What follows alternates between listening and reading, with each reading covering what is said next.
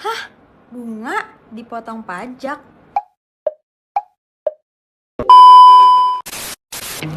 Nah, sini aku bantu jelasin ya. Kenapa sih ini penting untuk dibahas?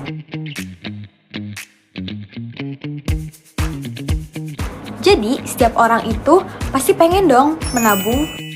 Di Indonesia, banyak loh masyarakat yang punya tabungan dan deposito, tapi mereka belum paham nih pajak apa yang dikenai atas bunga yang mereka terima. Yuk kita bahas bareng supaya kita bisa meningkatkan pengetahuan pajak kita dan lebih sadar tentang hak dan kewajiban perpajakan. Jadi, dalam konsep pajak penghasilan yang menjadi objek PPh adalah penghasilan yaitu setiap tambahan kemampuan ekonomis yang diterima atau diperoleh wajib pajak.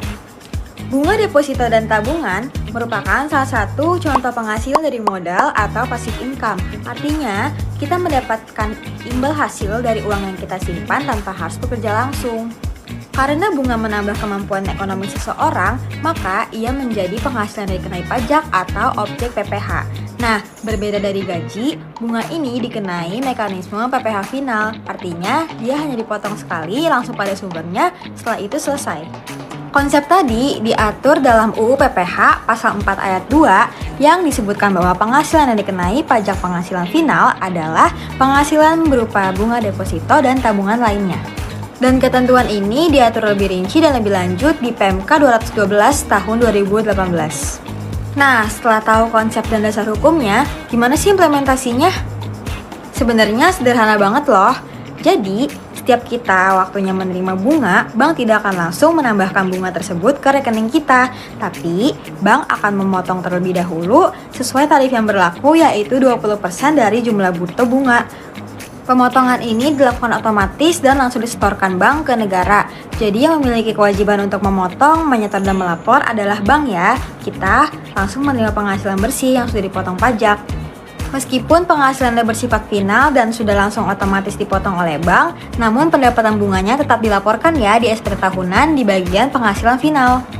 Nah, tenang aja ya, dalam implementasinya masih ada pengecualian kok. Untuk yang tabungannya masih di bawah 7,5 juta rupiah, nggak akan dikenai pajak ya. Fasilitas ini diberikan oleh pemerintah untuk mendorong masyarakat berpendapatan rendah untuk tetap menabung tanpa dibebani pajak. Selain itu, masih ada pengecualian untuk program-program tertentu seperti tabungan untuk perumahan rakyat, kemudian bunga yang diterima oleh bank yang didirikan di Indonesia atau cabang bank luar negeri di Indonesia, serta bunga yang diterima oleh dana pensiun yang peraturannya diatur lebih lanjut di PMK 212 tahun 2018. Pengecualian ini ada karena pemerintah ingin mendukung aktivitas tertentu yang bermanfaat bagi perekonomian. Nah, itu tadi ya penjelasan tentang PPh atas bunga dan deposito. Simpel kan? Semoga penjelasan ini bisa dipahami dengan baik dan kita bisa meningkatkan literasi pajak supaya menjadi warga negara yang cerdas dan sadar akan pajak. Terima kasih.